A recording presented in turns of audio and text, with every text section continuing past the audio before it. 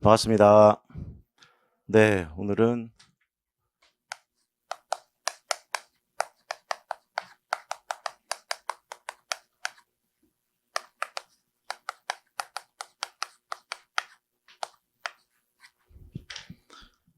우리 7, 8월 문제풀이반 강의가 시작이 되었습니다.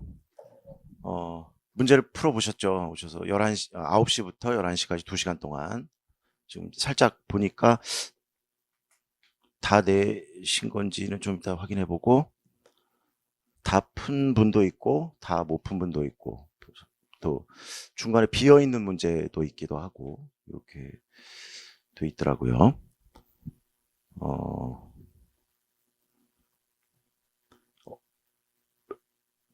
오늘 와서 이제 풀어보시고 나서 어떤 느낌이 드셨는지 마이크를 잠깐 넘기겠습니다.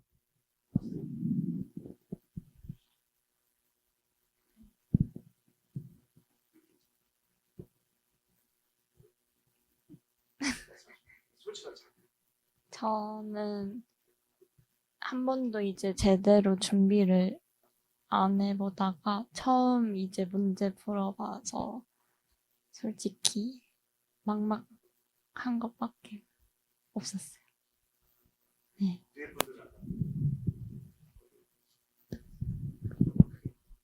저도 시험을 처음 준비하는데 문제도 처음 풀어봐서 너무 막막하고 시간 내에 푸는 게 너무 어렵겠구나 생각이 들었고 못 푼 문제가 너무 많아서 아쉬웠어요. 네, 저도 초수생이어서 이렇게 제대로 풀어보는 기회가 별로 없었는데 일단 작성 방법이 원래 시험보다는 좀 많은 것 같아 보였고 그래서 시간이 너무 오래 걸려서 다 풀지 못해서 아쉬웠습니다.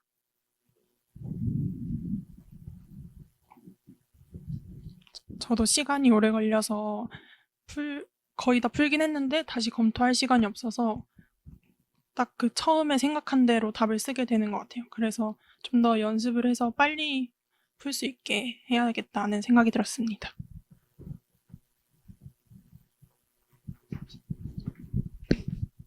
말하면 돼요. 쉽지 않더라고요. 네. 네. 특히요. 좀 그 문제가 요구하는 게 굉장히 자세하고 그러다 보니까 제가 생각했던 그 기존 모의고사랑은 좀 많이 다른 느낌이었어요.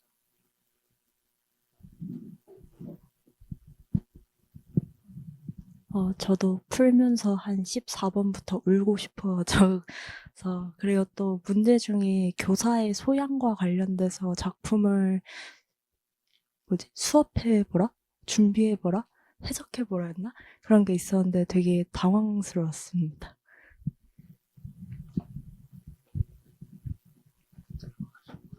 저도 열심히 풀어본다고 풀어봤는데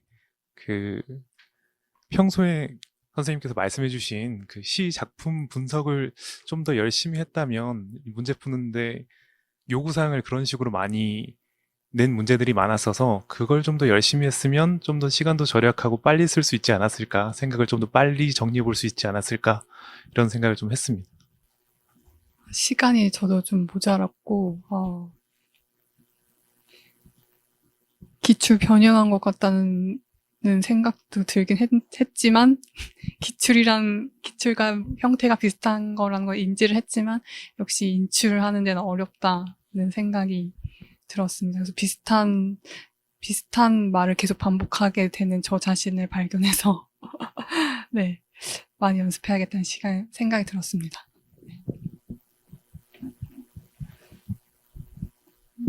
저는 끝까지 풀지 못했는데 돌이켜보니 제가 앞부분을 풀 때 좀 더 집착해서 정말 정확한 답을 쓰고 싶다는 생각에 시간을 많이 보냈다는 반성을 하게 됐는데요. 결국에는 제가 처음 생각했던 답과 비슷하게 결국엔 쓰게 되는 게 있어서 제가 저의 집착을 한 번 더 좀 깨닫게 되었고, 그런 욕심을 좀 버려야겠다. 가장 상식적인 것이 가장 정확한 답이 될 텐데, 그런 저의 고집에 빠지지 않고 상식적인 사고를 할 수 있게 연습을 해야겠다 이런 생각을 했습니다.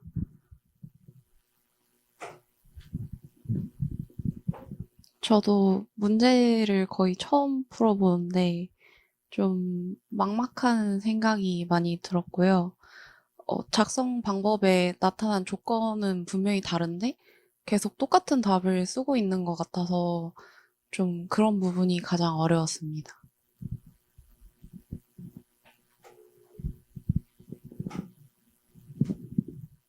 작품 자체는 낯선 작품이 없었는데 작성 방법에서 요구하는 걸 쓰지를 못하겠더라고요. 그래서 그게 좀 많이 막막하게 느껴졌어요. 다 풀지도 못했고.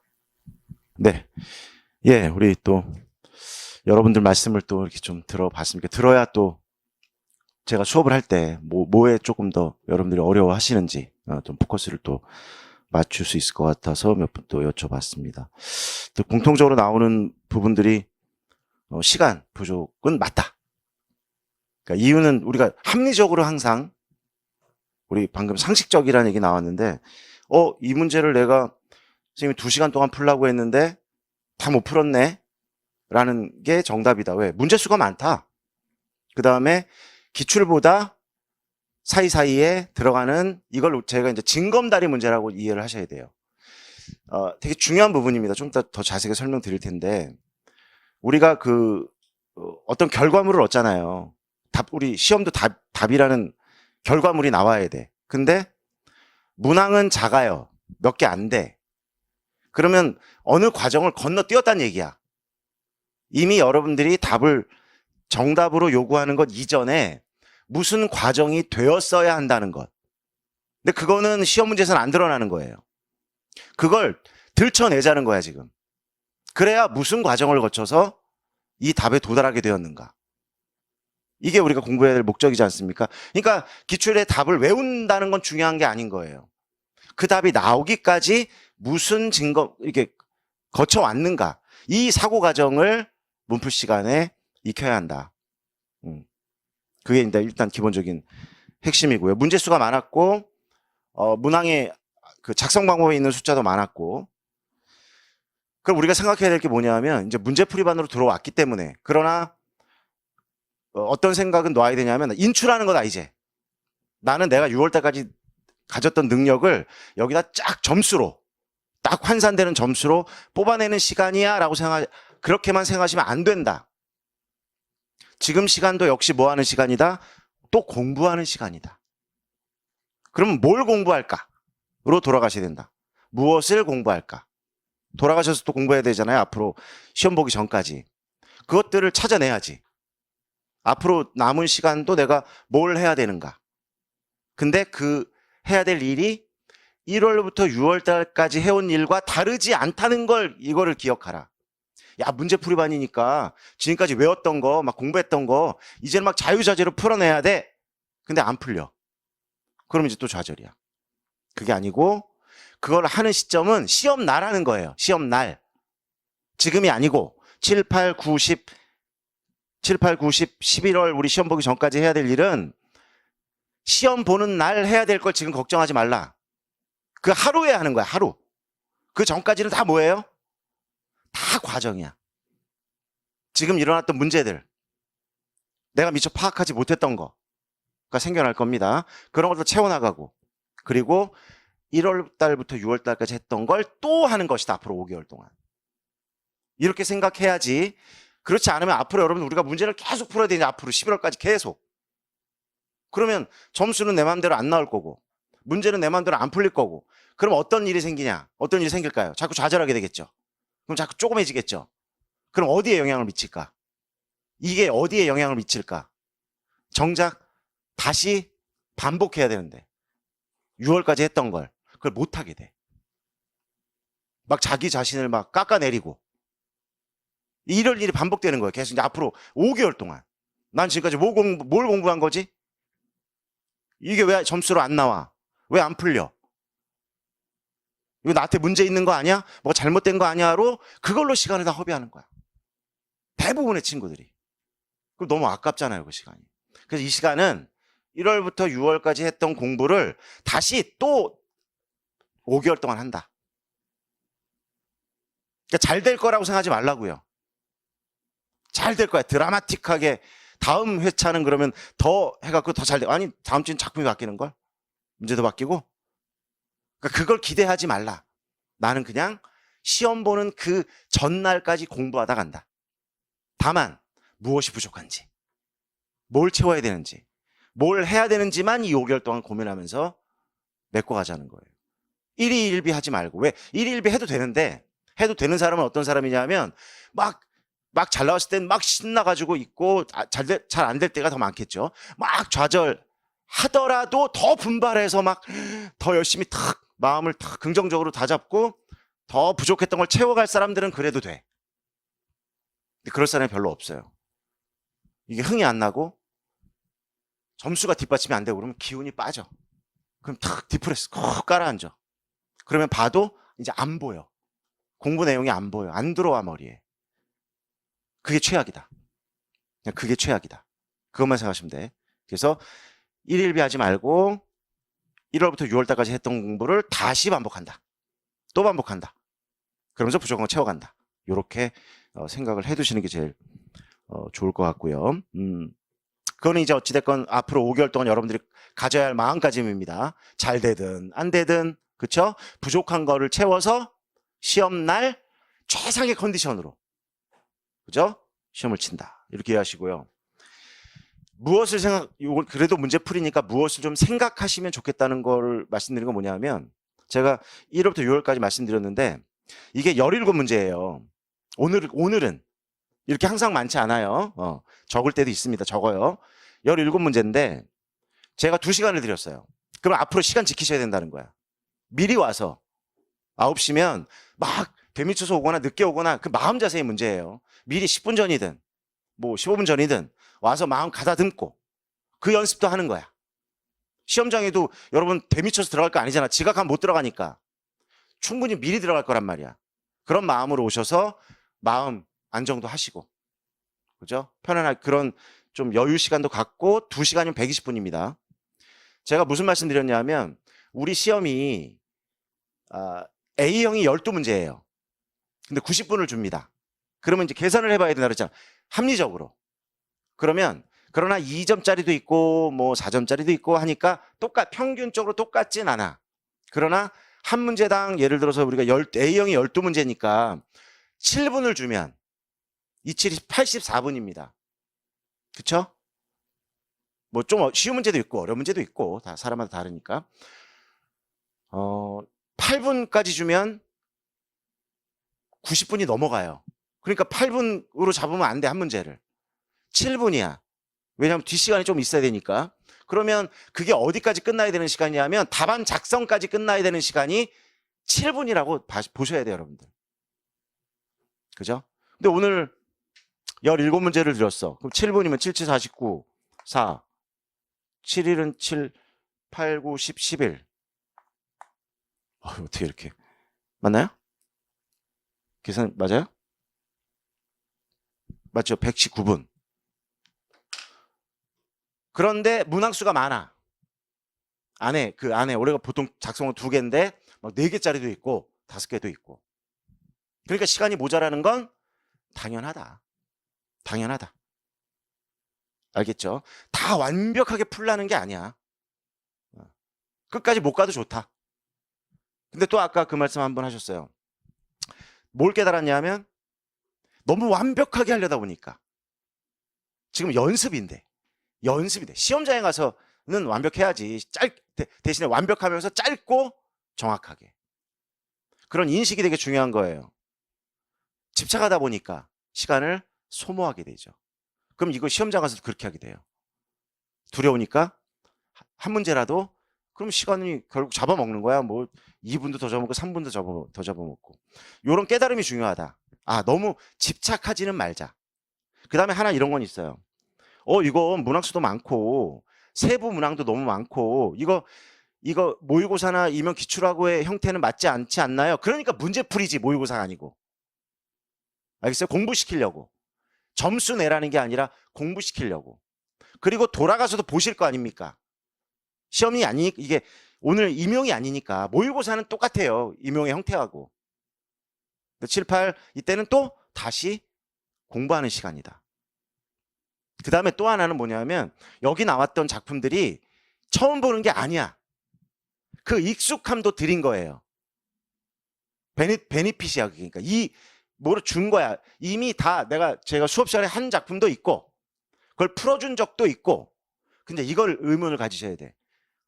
그때 공부도 한 것 같고 문제도 푼 것 같고 아는 것 같은데 왜 안 써지지에 집중하시라. 왜 안 써질까? 내가 송원 선생님 수업을 듣고 아는 것 같았고 이해한 것 같았어. 근데 왜 안 써질까? 물론 써지는 것도 있을 거예요. 뭐 기입형 같은 거 뭐 여러분 여러 번 봤던 그런 답들은 써질 거야. 그래서 뭘 장치를 했냐? 그 사이사이에 장치를 넣은 거야. 문제를 더 넣은 거야. 왜? 그건 못 봤던 거니까. 생각 안 해봤던 거니까. 그래서 어쨌든 시간이 부족한 건 맞다. 다만 어느 한 곳에 집착하거나 내가 알고 있었다고 착각하는 것들은 뭘까? 그죠? 이런 것들도 좀 한번 체크를 좀 해보시면 좋을 것 같고, 또 하나는 이게 되게 중요한 거예요. 요구하는 게 뭔지가 잘 안 보인다. 왜냐하면 이 문제 속에는요 기출이 그대로 다 들어있어요. 그대로 그 문제자 기출에서 나왔던 작성 방법은 하나도 변형을 안 시켰습니다. 추가를 했지. 맞죠? 그러면 기출은 우리가 보셨을 수도 있고 뭐 수업 시간에 말씀드렸을 수도 있고, 그러면 그때 그걸 풀거나 수업을 들을 때 그 요구하는 게 뭔지를 나는 생각했었나? 를 다시 한번 생각하는 거야. 그죠? 지금 요 부분은 좀 다시 이것 때문에 다시 말씀드릴게요. 요거 항상 학습 목표가 있어야 돼요. 학습 목표. 이 문제풀이반의 학습 목표. 이면서 뭐 모의고사든 시험 볼 때까지 목표는 뭐냐?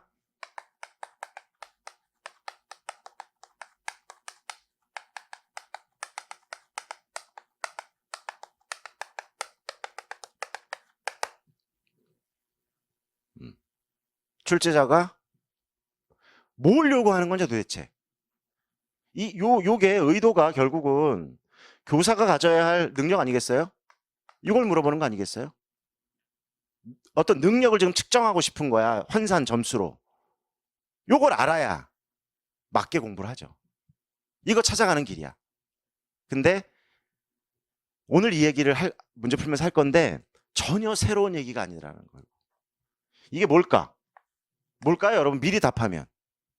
좀 이따 이제 귀납적으로 할 건데 결론을 미리 연역적으로 답을 미리 드리고 한번 하잖아요.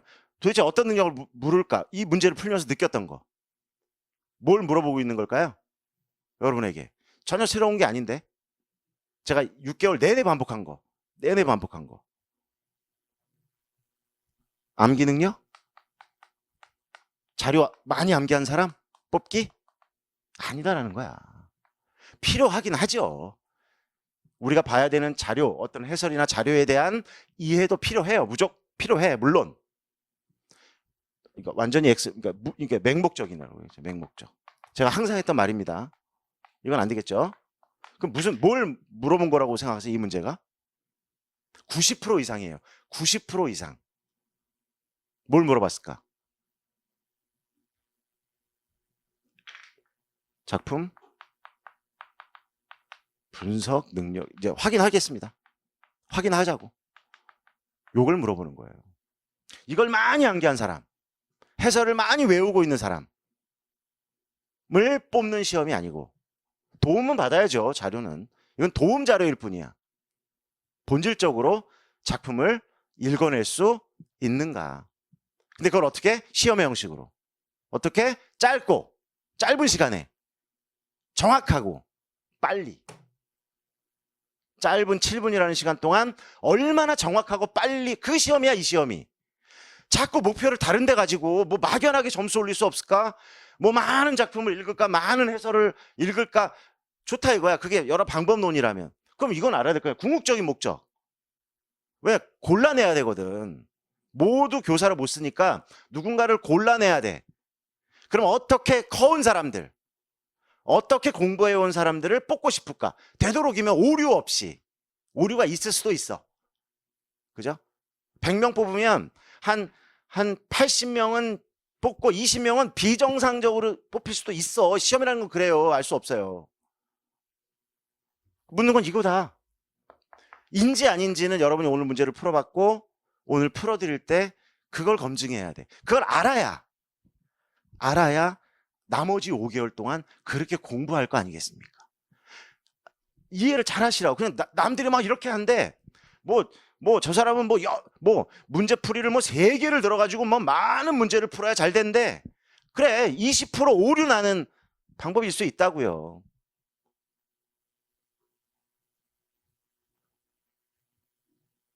그렇게 가서는 정답은 아니잖아. 이해되시죠? 목표. 요거 확인합니다. 오늘 계속 풀어가면서 여기에 집중하셔서 이걸 깨달아야 돼. 우리가 2달 동안 공부하면서. 그래야 여러분이 돌아가서 공부하는 내가 혼자 해야 될 때의 공부에 중심이 잡힌다. 이 사람이 이 말하면 이렇게 따라가고 저 사람이 저러면 이렇게 따라가고 가 아니고 그거고요. 그다음에 모의고사하고 다르다는 건 맞습니다. 문제가 많으니까.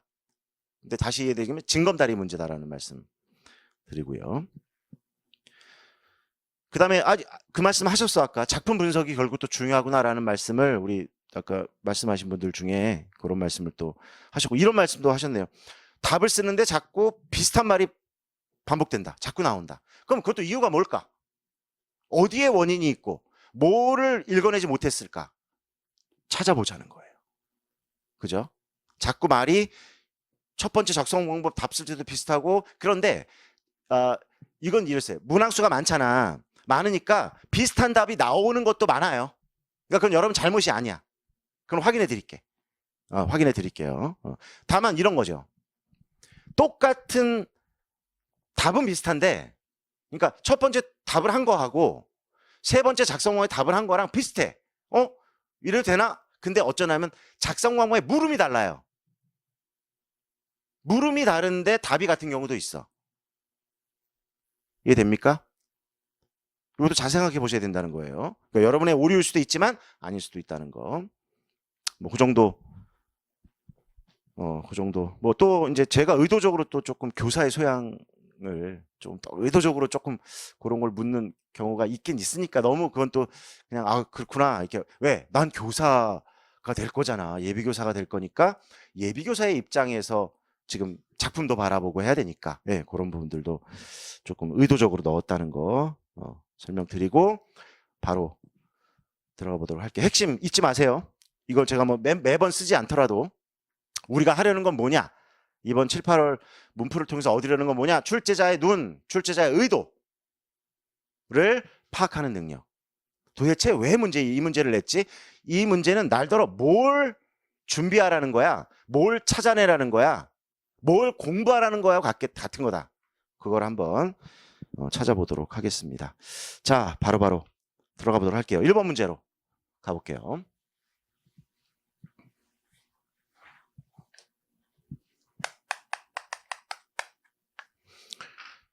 (2025학년도) 기출인데요. 그대로 노출했습니다.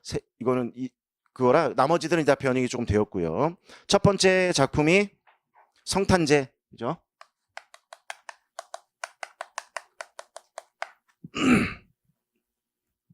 이 작품은 연도는 몰라도 좋은데 보기에 그냥 살짝 힌트를 주었어요. 필요하면 줍니다. 이렇게. 모든 연대를 다 외울 필요는 없는 거죠. 어떻게 나오냐면 보기에서 파시즘적 억압이라는 표현이 나와 있어요.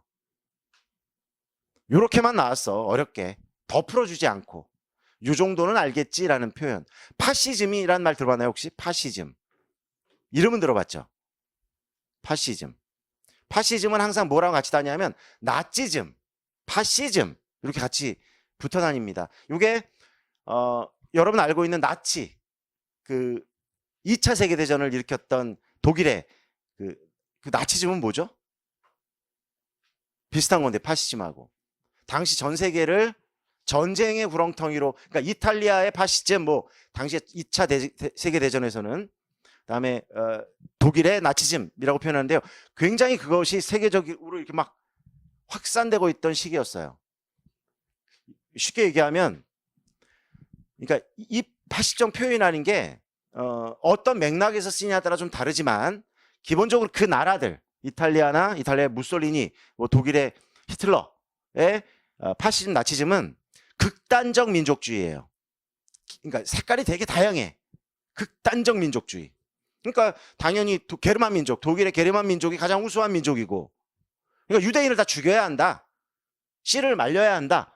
라는 그런 걸로 중요한 거야. 명분은 그러한데, 이게 되게 중요해요. 명분은 그러한데, 그러면 여러분 민족주의는 나쁜 거 아니잖아요. 우리가 뭐 우리 민족, 우리 한민족이니까 우리나라를 지키기 위한 되게 명분은 그러한데 안으로 들어가 보면 어떻게 만든다 사람들을, 그게 나쁜 거야. 이제 나빠지는 거야. 민족주의라는 건 나쁜 건 아닌데 그걸 명분으로 써서 나쁘게 활용하면 어떻게 된다? 집단주의가 되는 거야. 집단. 게르만 민족, 이런 집단, 우리 집단, 우리 게르만 민족이 가장 우수해. 그렇죠? 그렇지 못한 열등한 애들과 결혼해서도 안 되고 죽여야 돼. 가스실에 놓고 다 없애버려야 돼. 이게 무서운 거야. 이게 파시즘이나 나치즘의 핵심이에요. 또는 전제주의. 또 요즘 말하면 독재. 근데 이게 이거 일제시대를 얘기하는 거잖아요. 일제도 독재예요. 일제의 독재야. 근데 더 깊이 들어가면 뭐가 되는 거예요? 그걸 하는데 말을 안 들어. 집단주의로 가야 되는데 누군가 말을 안 들어. 이런 일이 계속 발생되죠. 그럼 어떻게 한다? 파시즘은 독재라는 건 이거잖아. 하나잖아, 하나. 우리가 일당 독재라고 하잖아, 보통. 그럼 모두 다 그래서 우리 뒤에 맨 마지막 문제, 예 하면 예, 아니요 하면 아니요. 하급방 교과서 똑같은 얘기야. 이때나 그때나. 그러면 그 말을 안 들어. 그럼 어떻게 한다? 그 사람을 없애겠죠. 요만큼의 집단이 그렇게 해. 그럼 어떻게 할까? 없애거나 탄압하겠죠. 억압하고 탄압하고 죽이고. 오케이? 근데 이걸 어려운 용어로 쓴 거야, 사실은. 파시즘적 뭐 어쩌고 뭐랬어요? 억압과 연결한다. 결국 일제의 우리 민족에 대한 탄압을 풀어주지 않았어요. 말로. 이 의도는 아마도 오장원의 성탄제가 30년대 작품이라는 걸 아냐를 물은 건 아니야. 다만 여기에 등장하는 대상들이 누가 억압하고 폭력을 해. 금방 그렇게 나오는 거야. 그러면 행사하고 있고 누가 그 폭력과 억압의 희생자인가. 근데 지금 금방 나오잖아. 그러면 누구예요? 바로 읽으면 나오잖아. 뭐 세밀하게 안 읽어도 이거는. 폭력과 억압의 주체는 누구야? 사냥꾼 아닙니까? 너무 쉽잖아. 그렇게 하라는 거야, 사실은. 이걸 빨리 읽어낼 수 있는가, 7분 안에 빨리 캐치해서 쓸 수까지 있는가를 묻고 있는 문제다. 피억압당하는 주체가 어미사슴과 어린사슴인 거죠. 물론 이렇게 묻진 않았지만 억압하는 주체를 더 쓸 수도 있어요. 더 단어를 찾아 써라. 금방 이것도 어렵지 않은 문제죠. 그럼 뭐예요? 여기 몰입꾼 하나만 나오는 게 아니야. 그 다음에 포수, 사냥개. 억압받는 대상은 어미 노루와 어린 노루.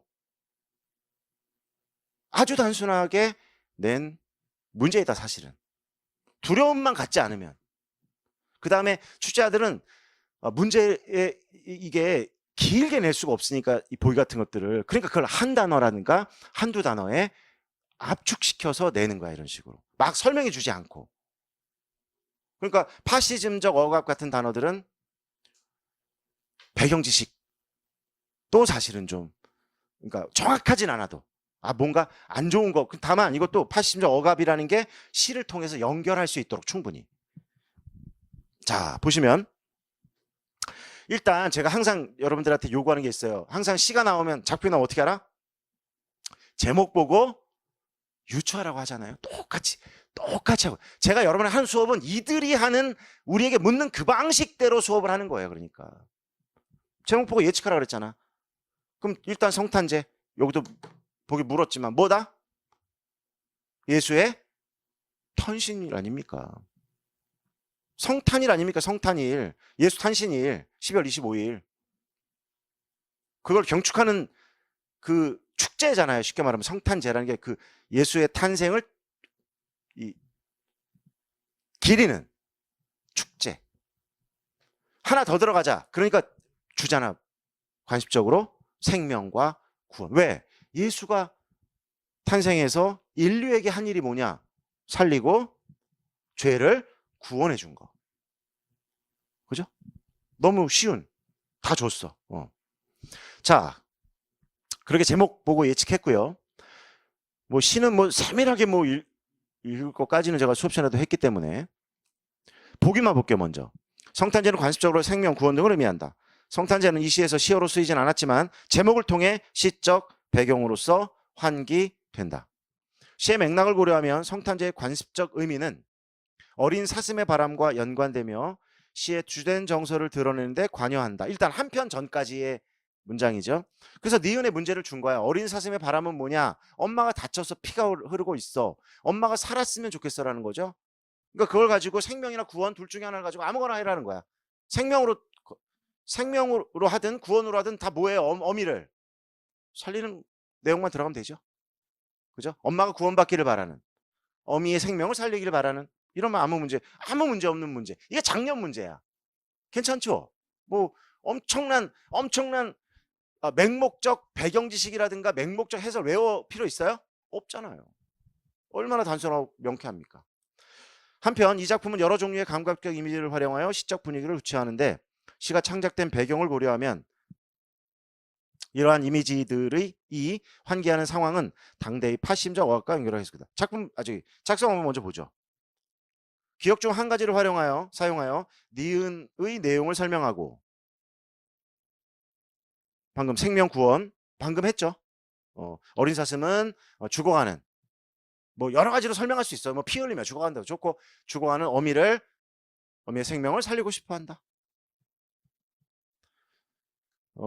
하고 니은에 담긴 시의 주된 정서, 그러니까 어린 사슴의 정서. 우리가 여러분들 봅시다. 해야 되는 질문들이 뭐라고 항상 그랬죠? 우리 표 속에 들어있는 거. 그렇게 시킨 거야. 제목. 표 속에 들어있는 우리 표로 작품 분석할 때.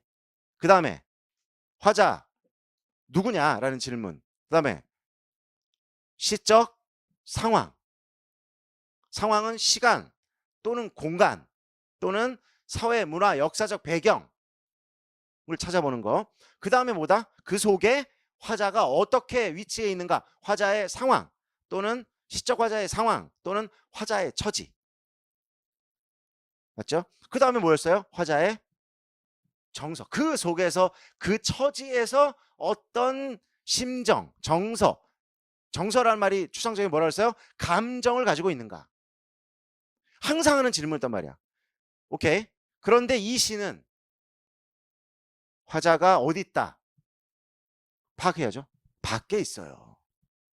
관찰하고 있잖아요. 그러니까 화자 중심으로 질문을 던져버리면, 물론 화자는 이 어린 사슴과 어미 사슴에 대한 어떤 좀 애처로움이라든가 이걸 갖고 있다, 그렇게 물어볼 수도 있지만, 화자가 직접 등장하지 않으면 대상을 관찰하게 되고요. 관찰하게 되면 상당히 시각적 묘사적으로 바뀝니다 라고 말씀드렸어요. 그런데 두 번째 학습문에서 니은에 담긴 시의 주된 정서니까 어린 사슴은 뭐가 되는 거죠?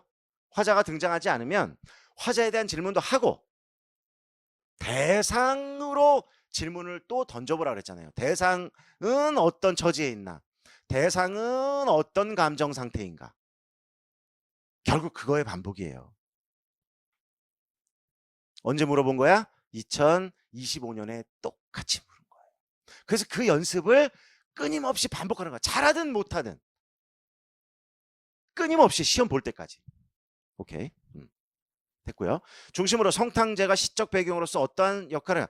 자, 성탄제는 아까 생명이나 구원이나 그 다음에 예수 탄생을 축복하는 어떤 희망이고, 그죠? 기쁨이고.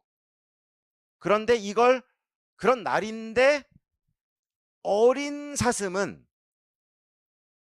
안 물어봤지만 어떤 처지에 있다고 이제 설명할 수 있겠죠.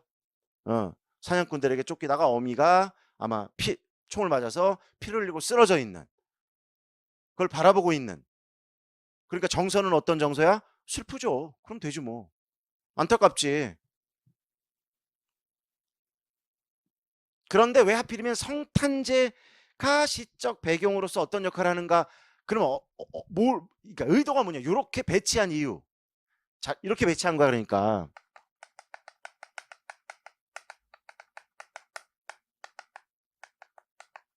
이거잖아. 근데 얘는 정서가 슬프다 그랬잖아. 슬프고 안타깝죠. 근데 얘는 기쁨이잖아요.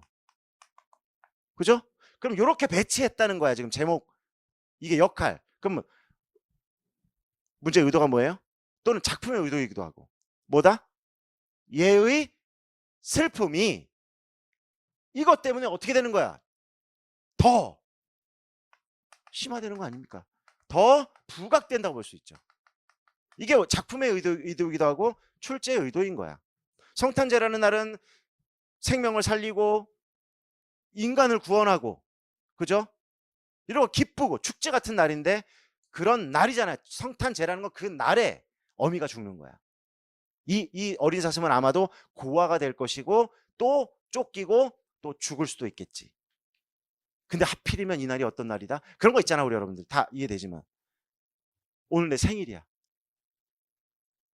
그런 어떤 오늘 내 생일 뭐 별로 안 올까요? 뭐 많은 사람들이 우리 저 시도 비슷해요. 사실은 우리 최초의 근대 자유시 뭐죠? 기억나나요? 주요한의 불놀이에서 불놀이의 그날이 어떤 날이야? 그날은 또 부처님 오신 날이야. 불놀이의 내용이 다 연등 행사하고 모두 다 흥성거리고 사람들은 물결처럼 흥성거리면서 등을 들고 막 신나게 폭죽 터지고 하는데 왜 나는 이렇게 슬픈가라는 거와 똑같아. 묶어서 낼 수도 있어. 그러니까 내 슬픔이 어떻게 되는 거야? 더 부각되는 거죠. 그걸 그냥 묶고 있는 거야. 이렇게 자꾸 이렇게 생각해 보자는 겁니다. 돼도 좋고 안 돼도 좋지만 그거 이외에는 어떤 해설적 많은 분량의 논문도 필요 없고 그걸 많이 읽어야 될 필요도 없어. 시간을 작품에 쓰자 또. 그죠? 다음 두 번째. A의 반복적으로 나타나는 시각적 이미지의 표현 방식을 쓰고 근데 이게 시각적 이미지를 쓰라는 게 아니고 잘 보셔야 돼요. 표현이 되게 아주 말을 꽈놨어. 시각적 이미지의 표현 방식이라는 거야. 여러분 표현 방식은 사실은 이론적인 건데요. 했지만 수업 시간에 혹시 뭐가 떠오르나요?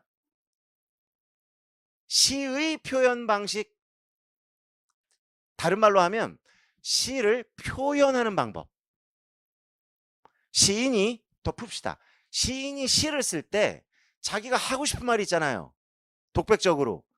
그런데 내 말을 내가 한이 많아. 시인데 내가 한이 많은 지금 작가야. 근데 시잖아. 그런데 소설처럼 산문처럼 구구절절 쓸 수가 없어. 맞잖아. 그럼 시가 안 되니까. 그러니까 어떻게 쓰느냐 그 말이잖아. 어떻게 써요?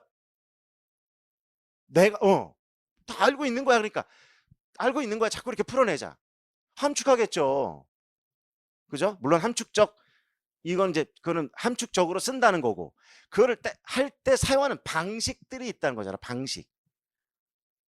어떻게 한다? 뭐다? 다시 예를 들게. 다시 하는 거야. 이렇게 자꾸. 지금 내 마음이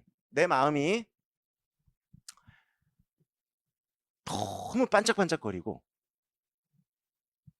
잔잔하고 고요하라고 쓸 수도 있겠죠. 그죠? 근데 이건 시적 방법이기도 하지만 이걸 좀 더 시적 표현 방식으로 하면 우리가 항상 나오는 단어가 뭐예요? 내 마음은 예를 있잖아. 시가 내 마음은 호수요라고 표현하는 거야. 내 마음은 잔잔하잖아. 내 마음은 반짝거리잖아. 내 마음은 깊고 안정됐잖아. 넓은 물이잖아. 평평하잖아를 구구절절히 하지 않고 호수요. 그럼 이때 쓰임 방식이 뭐예요? 알고 있잖아요. 다 알고 있다니까. 이제 끌어내야 돼 자꾸. 그러니까 표현 방식은 비유, 상징, 반어, 역설 이런 것들이다. 모르지 않잖아요. 여러분들. 그 방식을 쓰라는 거야. 여기서는 방식이라고 그랬으니까. 다만 방식을 쓰기 전에 뭐부터 확인해야 돼요?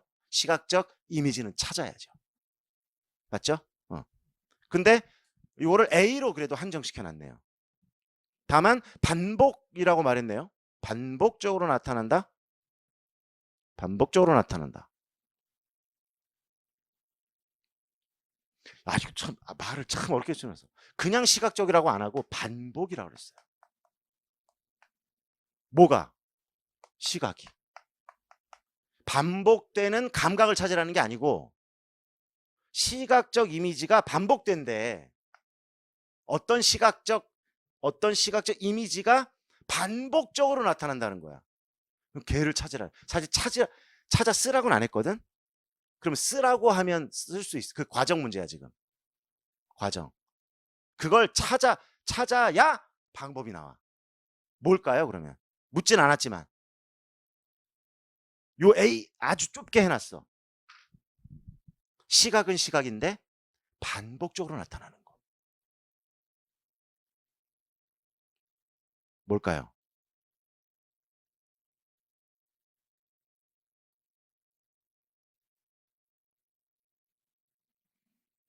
왜냐하면 날카로운 소리는 뭐 청각이니까 빼고 눈은 흰색이라는 시각이긴 한데 이게 반복인가? 반복돼요 지금? 반복은 안 되잖아. 한 번 나왔잖아. 맞죠? 시각인데. 또 다른 시각. 빛, 방, 우리 나왔죠? 빨간색의 이미지죠? 있죠?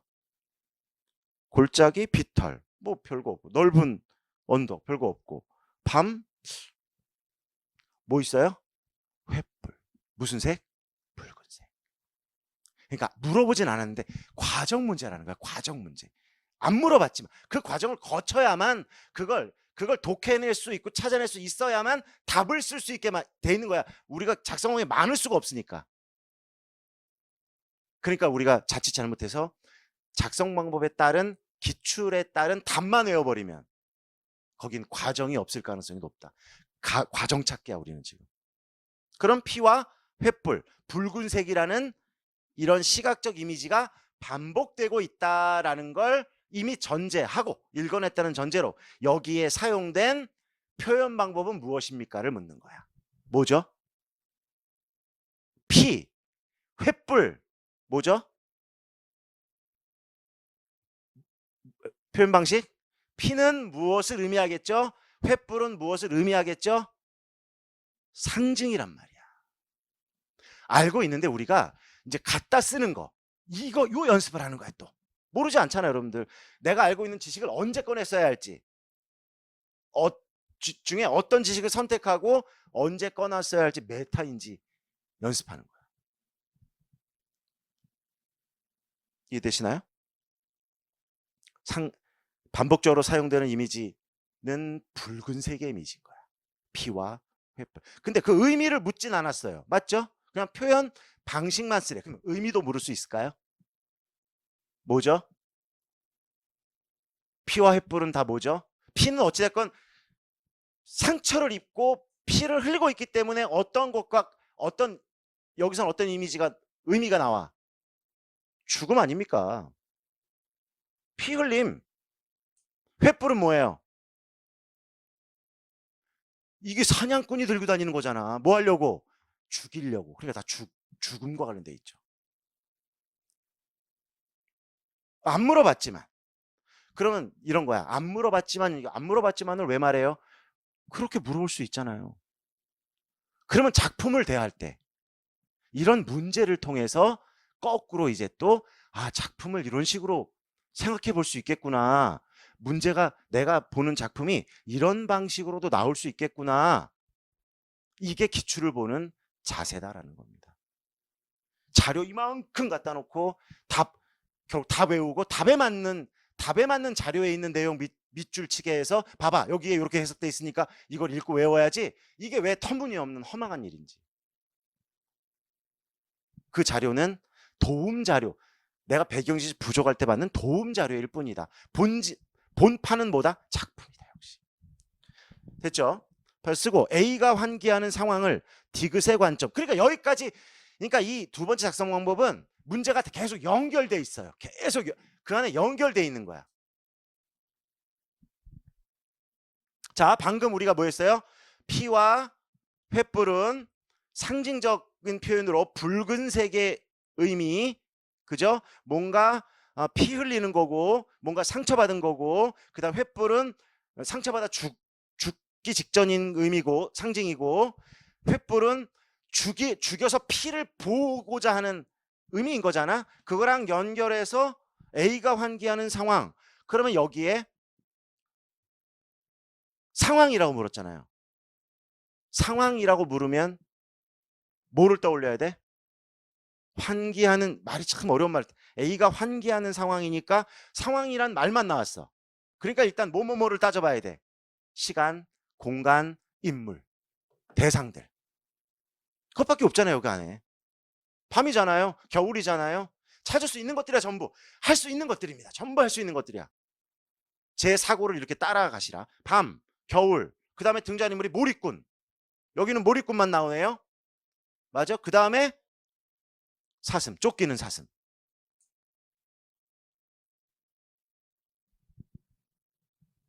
이해됐죠? 여기까지 찾아냈죠? 끄집어냈죠? 디귿의 관점이래. 파시즘적 억압. 그 말은 아까도 나왔지만 그럼 여기가 뭐가, 이게 아니구나.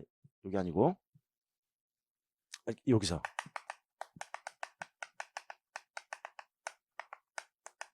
근데 요 단어를 반드시 알아야만 문제를 풀 수 있는 게 아니고 얘가 지문과 얘가 상호작용을 해. 그리고 얘를 몰라도 사실은 몰라도 억압이라고 말했기 때문에. 자, 지금 A에는 등장인물이 이거밖에 없어요. 하고 뭐라 써? 뭐 하여튼 쫓긴다고 그랬지만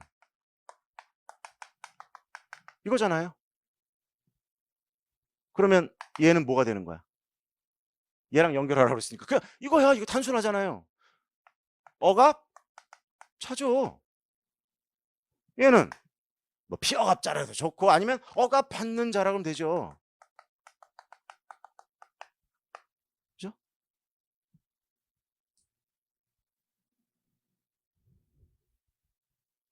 근데 억압자, 억압 받는 자 이렇게만 쓰라는 게 아니라 위에 있는 내용을 연결해야 되잖아. 그죠? 그럼 여기다 이렇게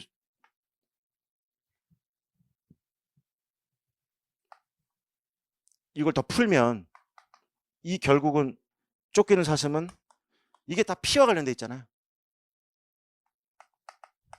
피 흘리며 죽어가는, 다 써도 좋고 안 써도 좋지만 이해하는 게 중요하다는 거예요. 여러분 이걸 지금 받아 적어서 외우는 게 중요한 게 아니야. 이게 어떻게 나오고 있는가, 이 답이 어떻게 나오고 있는가. 그죠? 이 몰입꾼은 어떻게 또 추가돼요? 횃불을 들고 이게 써도 좋고 안 써도 좋고, 그죠? 들고 사슴을 뭐 억압하는 자도 좋고. 말은 얼마든지 만들어져. 이해만 되면. 예시답안은 넣어놨으니까 우리 해설지에 있어요. 다 들어있어요. 그러니까 그 막 써서 외우는 게 중요한 게 아니라 그 과정들이 도대체 무슨 의도로 어떻게 연결하고 있는가, 답을. 그래서 우리 예시답안 펴보시면 돼요. 뭐라고 해놨느냐, 해놓고 사슴과 사냥꾼이라고 제가 답을 써놨는데 죄송합니다. 주지도 않고 읽으라고. 죄송해요. 돌리고 남은 거는 뒤에다가 이렇게 써져 있어요. 한 부씩 가지시고.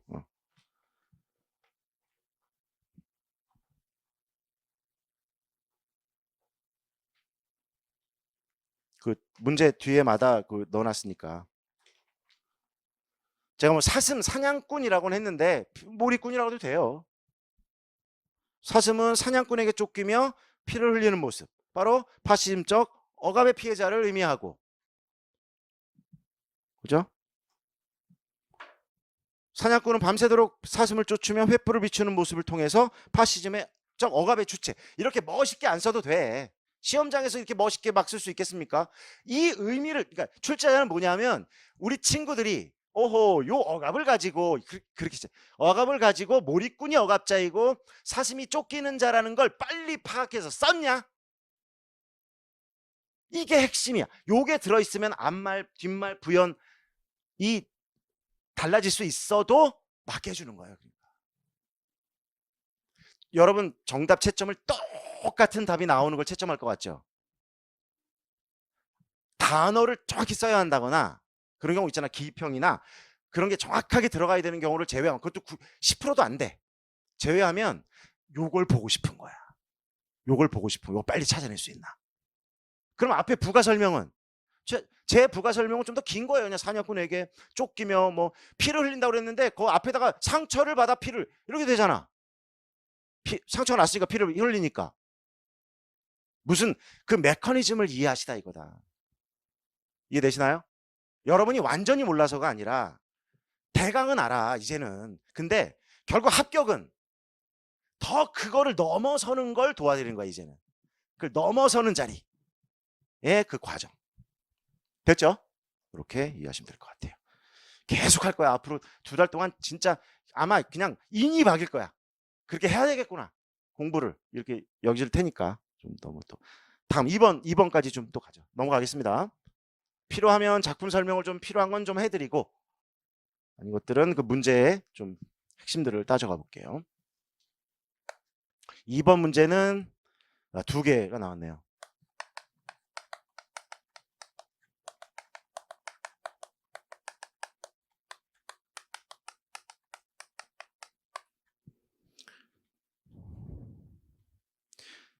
자, 발문부터 볼게요. 다음은 작품의 구성 요소의 위적 관계와 맥락에 유의하여 작품을 수용한다.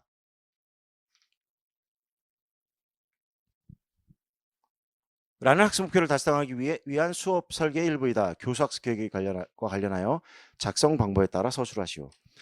되게 멋있게 학습 목표와 관련되어 있는 거로 냈지만 사실은 뭐 크게 뭐 그런 건 아니지만 그래도 하나 확인해 볼 건 이게 뒤에 또 나와요. 또 나왔어. 이런 표현이.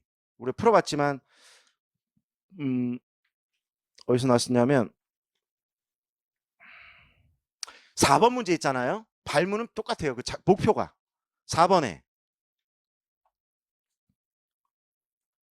학습 목표 뭐예요? 시는 구성 요소들과 전체가 유기적 관계 똑같아. 말만 조금씩. 절대적인 게 아니다. 다 돌아와서 뭐 크게 뭐 그건 아니지만 핵심은 이거다. 작품의 구성 요소라고 했잖아요. 근데 둘 다 시잖아. 그럼 다른 말로 바꾸면 똑같아요. 시의 구성 요소. 한번 질문 한번 던져보는 거예요. 4번 문제야. 또 그러니까 문제를 푸는 데는 뭐 그렇게는 않지만 그래도 나왔으니까 용어가 2번도 작품의 구성 요소고 4번도 시의 구성 요소라고 했어요. 그럼 이걸 말할 수 있을까요? 시의 구성 요소가 무엇입니까? 라고 묻는다면 말을 풀어야 돼. 이런 용어가 나오면 말을 풀어야 돼. 조금만 풀면 돼. 시를 시답게 구성하는 요소라는 거잖아. 그게 뭘까? 시를 시답게 만드는, 시를 구성하는. 다시 말하면 시인이 시를 쓸 때 요것이 시다라고 할 만한 것들을 써야 된다는 거야. 그게 모여야 시가 돼. 뭐가 있다? 다 배웠던 거야 이것도. 지금 뭐 문제하고 직접 연관은 아니지만 다시 불러일으킵니다. 여러분이 중학교 때 또는 고등학교 때 그 단원명, 중학교에 특히 그렇게 단원명을 그렇게 많이 써요. 뭐요? 시의 화자, 시의 언어, 시의 운율 다 배웠죠? 그거 아닙니까? 근데 그걸 우리가 표에서 어디서 해요? 표현 우리 우리 분석에서 시어 찾기 하라고 하잖아. 그죠? 그 다음에 시 화자 물어보라고 하잖아. 그 다음에 운율 확인해 보라고 하잖아요. 맞죠? 그 다음에 표현 방법 아까 말했던 상징, 비유, 반어, 역사 같은 거. 그게 우리 표 속에 그대로 들어있는 거예요. 그대로. 하여튼 그건 알고 있을 테니까. 자, 그건 그렇고. 그 다음에 작성 방법은 보니까 뭐냐 하면 학습 활동을 풀어라. 그거죠? 결국은. 답을 네가 써봐. 학생들에게만 맨날 자기는 교사용 지도서 가지고 다 갖고 있고 마치 다 할 수 있는 듯 애들한테만 애들은 그게 없으니까 풀어봐라 하지 말고 본인이 풀어라 그러는 문제죠. 자, 조금 더 들어가 보면 뭐 멋있는 모습으로 마치 뭐 형태는 마치 문학교육론, 문학교육과정과 관련된 막 엄청난 것 같지만 가만히 들어가 보면 그게 아니라는 거 알 거야. 이제 어떻게 확인하느냐? 시를 교사 요거 보죠. 교사의 수업 연구 일지부터 보죠. 이게 송원이 그동안 수업했던 것과 다른 점 봅시다. 이번 문학 수업은 마음의 수수밭을 제재로 선정하였다. 1차, 2차, 3차 시 수업이죠. 1차 시는 제목의 의미에 비추어 제목 보고 예측하기 달라요? 똑같아. 그 사람들이 하는 생각과 제가 하는 생각이 똑같이 하는 거야. 비추어 주요 구절의 의미, 주요 구절 의미 분석해요, 안 해요, 우리? 하죠? 하라는 거야. 하라는 거라고요, 이분들이. 문학교육 제대로 하려면. 볼 것이다. 이를 통해 이 시가 화자의 마음을 수수밭이 있는 장소에 비유했다는 것을 확인하게 할 것이다. 화자 나왔죠? 그죠? 제목, 구절, 화자. 2차 시에서는 화자의 마음 상태에 미치는, 또 화자예요 또. 주목하여 시적 대상. 화자만이 아니라 대상도 주목하라고 했죠. 이를 위해 이 시에 나타나는 시상의 상승 구조가 화자의 마음 상태,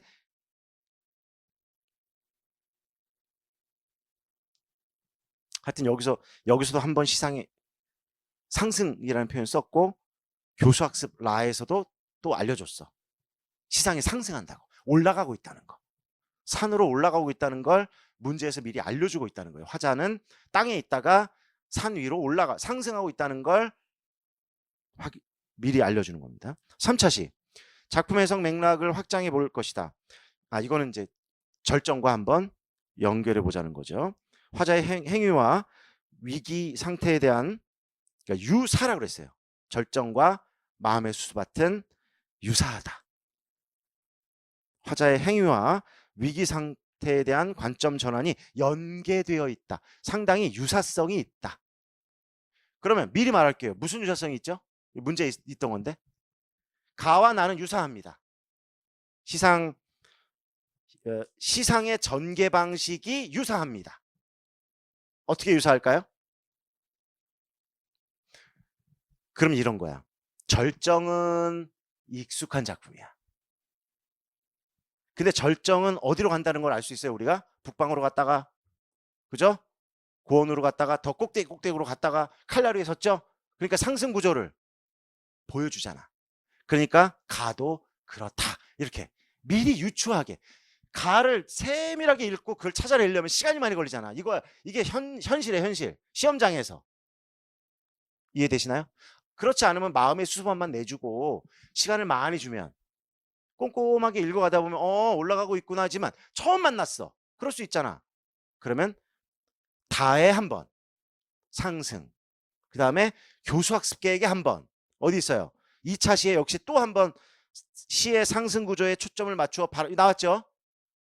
이 시가 뭔지 모르겠지만 상승 구조구나. 거기에 하나의 힌트가 또 나라는 시, 절정과 유사하다고 했어. 이렇게 주어진 힌트들을, 조각들을 모아서 마음의 수수밭을 조금 더 빨리 해석할 수 있도록, 이거 잘 이해하셔야 돼요. 우리가 시간 1시간 정도 주고 시 그냥 한 편 딱 주고 이거에 대해서 분석하라 그러고 우리 하잖아. 그러면 어느 정도 된다고요. 근데 시험장에서 7분 안에 그 낯설음이 있는데 확 못 들어가. 그럴 때 이렇게 주는 거야. 나라는 게 가를 해석할 수 있는 힌트가 되고, 다도 힌트가 되고, 라도 힌트가 되고. 그러니까 누군가는 이걸 빨리 캐치해서 바로 써먹는 거야. 누군가는 그냥 시간 들이는 거야. 가 해석하는데. 근데 하긴 하겠죠. 근데 10분, 11분, 12분을 잡아먹겠지. 그 차이야. 이건 이제 문제 푸는, 이제 작품 분석 능력도 있지만 문제풀이의 어떤 좀 약간 그 스킬? 그걸 우리 또 익혀야 된다. 이걸 통해서. 이게 출제자들이 준다, 이렇게. 퐁당 이렇게 너희들 요런 한 번에 주는 게 아니라 여기도 조금, 저기도 조금, 여기도 조금 주는 걸 연결해서 이 시를 빨리 이해할 수 있는 힌트들을 주는 거죠. 우리가 그건 뭐랑 비슷해? 몇 개의 단서를 주고 이 시가 어떻다 예측하게 아닙니까? 예측하라고 하는 거야. 빨리. 결국 시간 싸움이니까. 자, 하여튼 그렇다는 거 확인했고요. 그러면 마음의 수수밭은 한번 빠르게 볼게요. 빠르게 한 번만 해석을. 자, 마음의 수수밭. 그러니까 제목부터 보면 어때요? 여러분이 수수밭을 상상하지요. 뭔지 모르지만. 수수가 어떻게 생긴지 모르니까. 하여튼 무슨 풀밭이야. 근데 마음이라고 그랬어요. 마음 얘기를 할 거야, 나는 지금. 현실의 수수밭이 아니라 내 마음이 수수밭과 같거든. 이라는 표현입니다. 뭔진 잘 모르겠지만 가볼까요? 자, 마음이 또 수수밭을 지나간다. 마음이 지금 걸어가고 있는 게 아니라 내 마음이, 그렇죠? 뭔지 몰라. 역시 어떤 수수밭인지. 머위 몇 장 더 얹어 뒤란으로 간다. 뒤란이라는 건 뒤쪽. 앞이 아니고 앞마당이 아니고 저 뒷곁으로 간다. 근데 머위 잎을 몇 장 더 얹어 가지고 간대요. 느낌이 좀 모르겠어 잘. 근데 보세요. 저녁만큼 저문 것이 여기 또 있다. 여기 보세요. 저녁만큼 저물었다. 그럼 어떤 의미로 떠올라? 저녁은 어두운 거고 저물었다는 것도 어두운 건데 깊은 밤이 되어 간다는 건데 저물다라는 것도 어떤 느낌이 있어. 이게 느낌이 막 신나는 것 같진 않아. 그러면 저물다는 날이 저물다도 있지만 뭔가 인생의 황혼에 뭔가 그럴 때도 저물어 간다라고 하거든. 그러니까 뭔가 다운되는 느낌. 근데 그 자체도 그 느낌인데 머위 잎을 몇 장을 더 얹었다고 했어요. 그게 머위라는 잎이란 말이야. 근데 이 잎이 뭐 무겁겠습니까? 근데 무겁다는 거야 지금. 무겁다는 표현을 이렇게 쓰고 있다고. 무겁다. 내 마음이 수수밭을 지나고 있는데 머위 잎이 거기 더 얹어졌다는 거야. 나한테 내 마음에 나를 누르고 있다는 느낌이에요. 그리고 어디로 가? 넓은 대로 앞마당으로 가는 게 아니라 뒷곁으로 간다는 거예요. 어떤 게? 내 마음이. 다 마음 얘기야. 오케이? 다음. 개화바라기 별이 내 눈보다 먼저 땅을. 개화바라기 별은 이제 금성. 항상 딱 중심에 항상 중심에 떠 있는 별, 움직이지 않고 내 눈보다 먼저 땅을 들여다본다.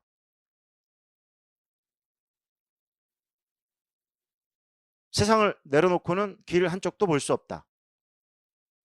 일단 여기까지.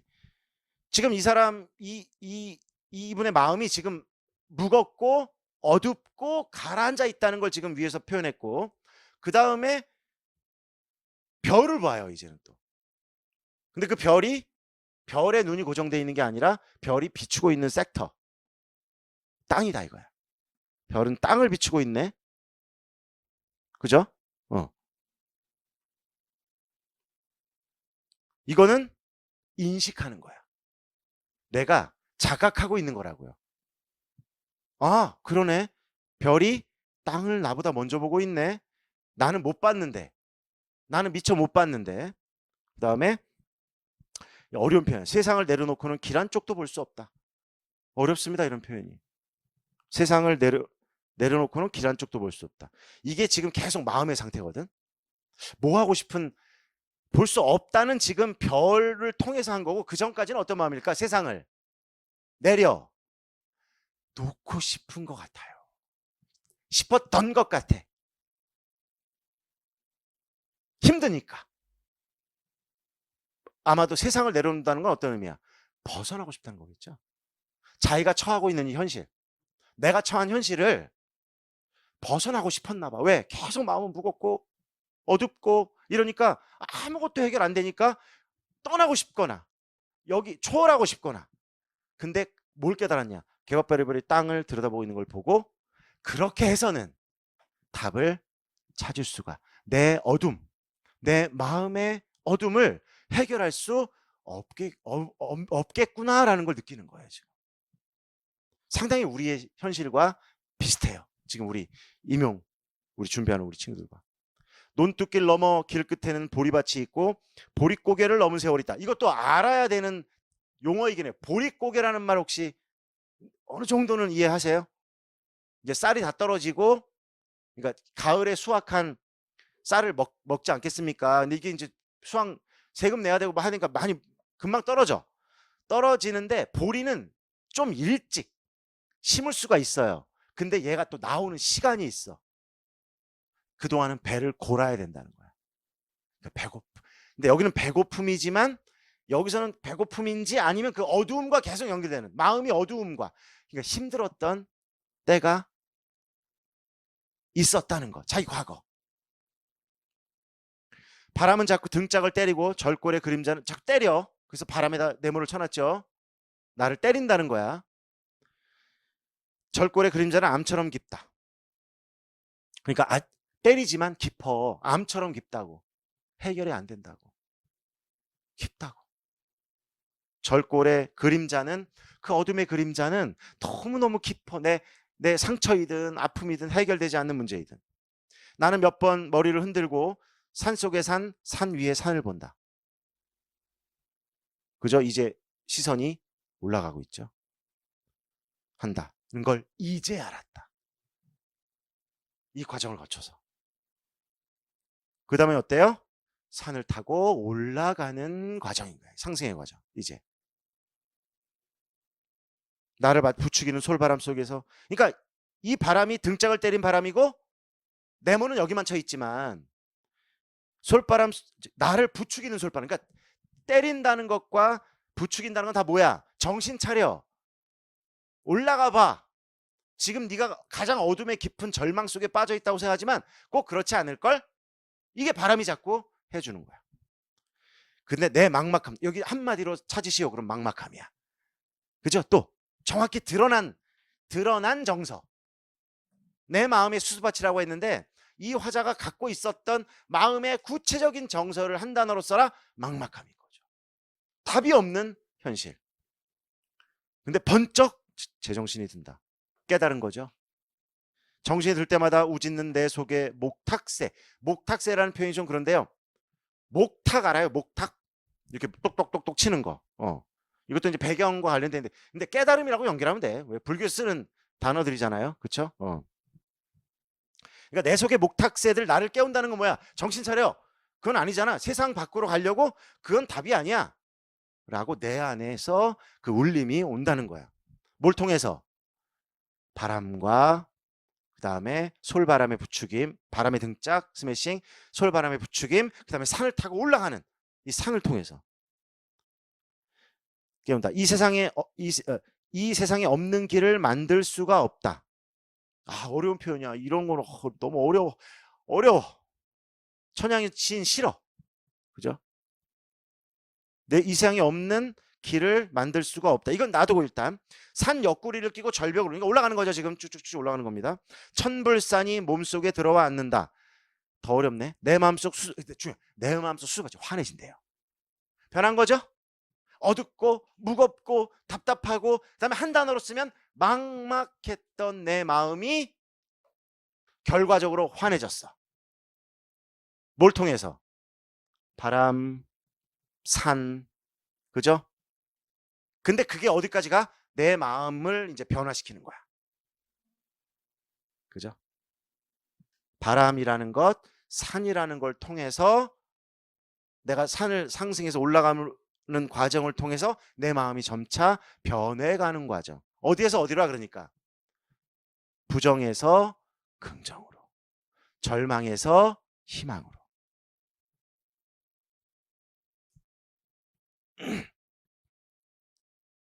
여기서 근데 이 표현은 물어보지 않았지만 곰곰이 생각을 해봤어요. 제가 이 세상에 없는 길을 만들 수가 없다. 이 표현이 안 잡히더라고. 뭐 안 물어봐서 다행이지. 한번 읽을 때는 이 세상에 없는 길을, 근데 이게 제가 여러분한테 계속 했던 말이에요. 뭐다? 이 사람은 어떻다고? 지금 상황이 어둡고, 그죠? 지금 답답하고 막막하고 상황은 알죠? 그 말인 것 같다는 거야. 제가 근데 여러 번 뭐라고 말했어요? 상황은 그래. 상황을 바꿀 수 없으면 뭘 바꿔라라고 제가 여러 번 했었는데, 뭘 바꿔라?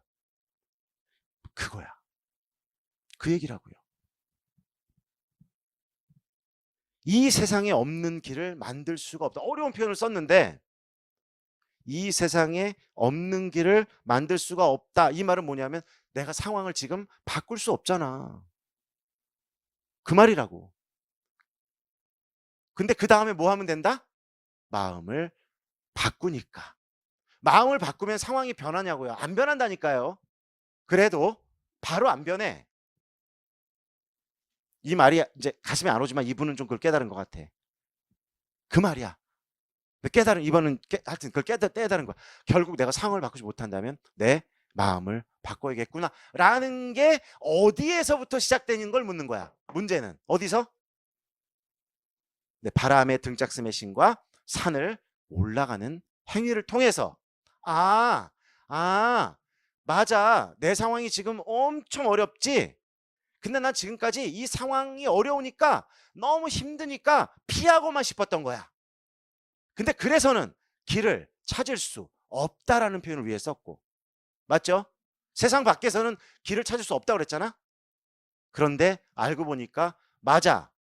결국 내 마음이 바뀌니까 편안해지는구나. 근데 희한하게 이 다음은 안 나오지만 우리 인생이 희한한 게 제가 항상 이렇게 내 마음이 상황은 똑같아. 내 마음이 바뀌잖아요. 그 얘기를 얼마나 자주 했냐면 아이가 내 마음에 정말 안 드는 아이가 있을 수 있다 그랬잖아. 그 상황이야. 내 상황. 우리 반 한 명. 그럼 보통 어떻게 하려고 해? 쟤를 뜯어 고치거나 뭐 어떻게 뭐 사탕을 주거나 뭐 뭔가를 주거나 아니면 막 협박하거나 막 벌점을 정해서 하거나 어찌됐건 걔를 확 바꿔버리고 싶어. 근데 그게 안 돼. 그러니까 어때? 마음이 무겁고 괴로워. 맞죠? 이렇게 하면 이해되죠? 그런데 정말 쉽지 않은 거야. 그래서 내 마음을 바꾸는 거야. 어떻게? 오늘부터는 저 친구의 장점 한 가지만 생각해보자. 잘하는 거, 그동안은 잘못된 거 갖고 쫓아다니면서 이거 고쳐 저거 고쳐 이거 못해 저거 못해 했는데 오늘은 잘한 거 하나만이라도 아니면 좋은 점이라든가 뭐 그 중에서도 긍정할 만한 거 한 가지만 찾아보자라고 오늘 마음 먹는 거야. 그러면 그렇게 찾아져. 그럼 내 마음이 저 친구도 저렇게 뭐 누구 친구가 그렇게 막 사고 치는 놈이 친구가 좀 다치려고 하니까 잡아주는 게 있네. 그럼 내가 그걸 찾은 거잖아. 그리고 내가 내 마음을 그렇게 바꾼 거야. 그러면 그 다음에는 어떻게 바라볼 수 있어? 이 녀석도 속으로라도 이런 마음도 있네. 그럼 이제 말을 한마디라도 어떻게 하게 돼? 그냥 쓱 가면서 야, 너 그때 친구 이렇게 다치는 거 이렇게 챙겨주대? 그러면 그런다고 얘의 생활 태도가 변하겠냐고 한 번에. 근데 얘도 어때요? 선생님이 보는 눈빛? 그다음에 선생님 지나가면서 한번 내 장점 한번 딱 해준 거 이것들이 지속되면 어떻게 된다? 그러면 상황이 변한다는 거야. 신기하게도. 우리 임용의 상황도 똑같다고요. 제가 항상 말하지만 임용의 상황도 똑같다고. 자꾸 상황을 바꾸고 싶어요. 내 공부방, 내 공부하는 장소, 주변에 내 가족들의 이것들 때문에 나의 그냥 스트레스가 맞다고요. 근데 내 마음을 바꿔봐. 감사한 마음으로. 그럼 내가 한 번 더 웃어주고, 한 번 더 고맙게 생각하고, 한 번 더 감사해하고, 그럼 희한하게 동일한 공간도 달리 보이고, 동일한 사람도 달리 보인다. 이걸 참 희한하게 이런 시들을 깨닫고 쓴 거예요. 그런 시다. 그 시는. 나는 깊이 있게 설명할 거 없고요. 마지막 구절만, 앞에 구절은 똑같아. 너무 완전 그냥 답이 없는 상황이잖아. 또 더 심하잖아요. 우리 수업 시간에 했던 거니까 이거는 완전히 더 극악이야. 극악. 완전히 칼날 위에 서서 이제는 발을 어디다 디딜 데도 없어. 그 정도의 외적 상황이야. 근데 마지막 구절에 이러매 눈 감아 이러매라는 거야. 그런 방법이 없잖아. 눈 감을 거야. 명상의 상태. 내 내면으로 침잠하는 상태로 들어가서 결국 뭘 바꿨어? 마음을 바꿨어. 뭐로? 겨울은 무지개야. 지금은 겨울이 상황이야. 극악한 겨울이라는 이 외적 상황을 내 내면으로 침잠해서 뭐로 바꿔버린 거야? 무지개야, 무지개. 희망의 무지개. 다만 해석에 중의성이 있다고 그랬어요. 강철이라고 말했기 때문에 해석은 절대 무너지지 않는 희망이라고 말할 수도 있고. 그죠? 겨울은 극악한 현실이야. 맞아. 그런데 내면으로는 뭐다? 나는 이 안에서 희망의 싹을 찾을 건데 있는데 그 희망의 싹은 절대로 끊어지거나 죽지 않는다라고 말할 수도 있잖아요. 절대 사라지지 않는. 그러니까 이 믿음이 어디서 온다고 그랬어요, 여러분들? 그냥 올 수가 없다니까. 어떻게 겨울을 무지개라고 생각하냐고. 이게 다 수업시간 했던 거야. 근데 어떻게 했어요, 설명을? 이게 앞이라 좀 길어요. 뒤로 짧게 할게. 어떻게 가능하냐고. 겨울이 어떻게 무지개가 될 수 있냐고. 여러분 가능합니까? 하요? 근데 이거면 가능하다고 그랬잖아. 이육 선생이 안동 출신이잖아요. 이황 선생의 후손이고 공부 많이 했을 거 아닙니까? 그 중에 몰라도 돼. 근데 수업 시간에 했었어. 이것만 생각하시면 돼. 태극기. 태극기를 생각하시라고. 태극기 알죠? 태극기의 괴. 이 괴가 원래는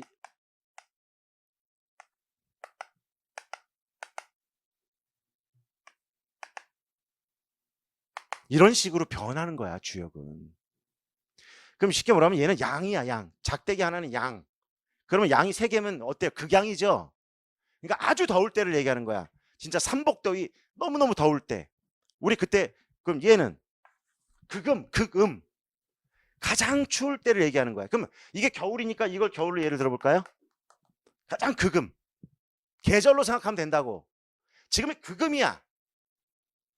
그런데 이 이치를 주역의 이치나 자연의 이치를 아는 사람은 반드시 뭐를 믿어? 조금 바로 이 극한 것만 지나면 여러분 가장 추울 때가 있잖아요. 또는 하루가 가장 긴 날, 낮이 가장 길면서 낮이 같이 있잖아. 날이 가장 긴 날을 기점으로 그 다음 날부터 어떻게 되죠? 줄어들어. 그러니까 무슨 말이냐면 이걸 믿는 사람들이 있단 말이야. 이게 주역이야. 믿는 게 아니라 자연의 이치. 가장 극하게 추울 때 사람들은 절망한다고요. 근데 자연의 이치나 세상의 섭리를 아는 사람은 어때? 곧 뭐가 온다? 새싹이 하나의 양이 반드시 도래할 거라는 거.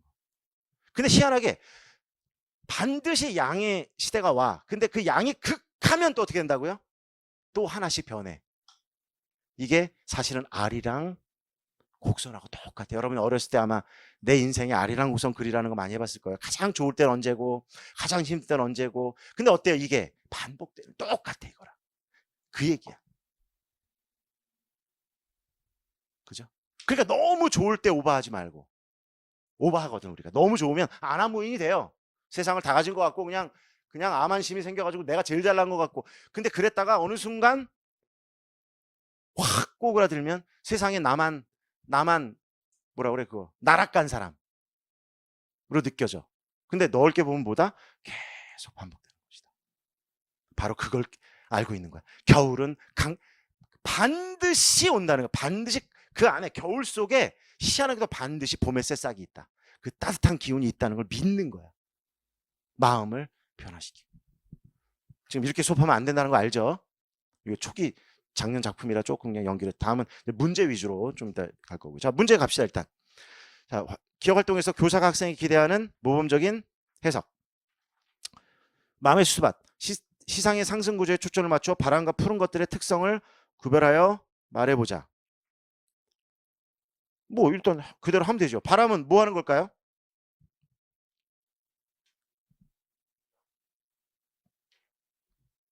일단 바람의 표시를 했으니까 솔바람은 아니고 여기다 바람의 표시했고 내 등짝을 때린다니까 뭐 하는 것으로?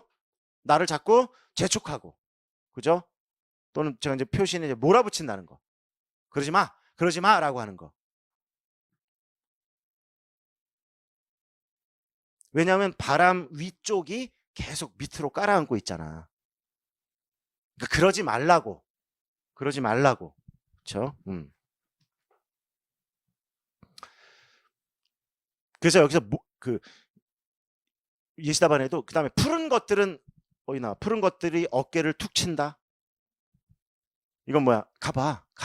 아까는 가야 돼 이런 식이고 갈 수 있잖아. 가봐, 올라가봐, 좋아. 그러니까 둘 다 나를 그러지 말라고 하는 거야. 좋게 만들려고 하는 건데 한쪽은 좀 강하게 푸시하는 것이고, 그죠? 하나는 좀 부드럽게 좀 용기를 주려고 하는 것을 해석하는 거야. 해석되죠? 그렇게 해석할 수 있죠. 다음, 니은과 디귿의 활동에서 교사가 학생이 기대하는 모범적인 해석. 관점 전환 계기의 차이점을 보는 것과 연관된 행위를 중심으로 설명해 보자. 일단 둘 다 공통점은 관점이 전환한다는 거야. 그게 밑에 문제긴 하네요. 밑에 문제 먼저 풀면 관점 전환의 내용 공통점 뭐야? 그러니까 일단 뭐예요? 부정에서 긍정으로, 절망에서 뭐 희망으로 그게 전환된 거고, 위문 니은. 근데 어떤 차이점이 있는가? 근데 행위래. 행위. 어떤 행동을 한 거야. 어떤 행동을 했다? 가는 산을 올려다봤죠. 산을 올려다본. 그러니까 이거를 너무 탁 뭐 외부, 내부 탁 이거 안 들어가면 죽어 막 너무 그러지 말고, 그죠? 열려 있단 말이야. 이 가의 화자는 산을 올려다보는 행위. 산을 올려다보는 행위. 근데 물론 산이 밖에 있으니까 밖에 있는 산을 올려다보는 행위도 좋고, 그렇죠? 그걸 통해서 부정에서 긍정으로 마음이 바뀌는 것이고, 나에서는 어때요?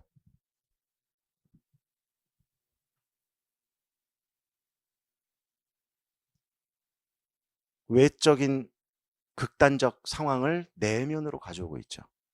겨울은 무지개라는 내적 인식 변화. 내면으로 가져왔다 이거야. 또는 이렇게 표현할 수 있어요. 우리가 지금 뭘 봤냐? 보는 것과 연관된 행위니까 이렇게 풀어도 돼. 겨울을 무지개로 본다. 겨울을 무지개로 인식했잖아요. 보는 행위니까 가는 산을 올려다보는 행위. 나는 겨울을 무지개 보는 행위. 이게 좀 더 다가오지 않나요? 물론 뭐 외적인 것을 통해서 내면을 변화시킨 거고, 가는 산을 통해서 부정에서 긍정으로, 그다음에 절정은 현실을 내면으로 가져와서, 그죠? 그렇게도 뭐 가능하겠지만 조금 더 풀어보면 가는 산을 올려다보는 행위를 통해서 부정을 긍정으로, 나는 겨울을 무지개로 인식하는, 또는 본이라고 하면 되잖아. 겨울을 무지개로 보는 방식을 통해서 부정에서 긍정으로 변화시키고 있다라고 이해하시면 될 것 같아요. 됐죠? 그 다음에 관점 전환 내용 공통점을 위기 상태에 대한 화자의 대응을 중심으로 소리. 공통점은 어찌됐건 부정에서 긍정이고, 위기 상태는 어떤 상태야? 절망적이고 어두운 상태죠. 극한의 상태, 부정적인 상태. 뭐 특별한 게 없네요. 이건 각각 쓰라고는 안 했으니까 화자는 어떻게 대응하고 있습니까? 이거 아니에요? 화자는 위기를 어떻게 바라보고 있어? 위기 문제점에 대해서 그 문제를 어떻게 대응하고 있습니까? 부정적 절망적 상태의 마음을 긍정적 희망적 상태로 전환하고 있다. 뭐 그 정도 되겠죠. 아이고, 여하튼 첫 앞에 문제라 조금 그랬고, 다음 문제들은 또 좀 익숙한 것들이 있기 때문에 좀 빠르게 문제 위주로 좀 풀고 넘어가겠습니다.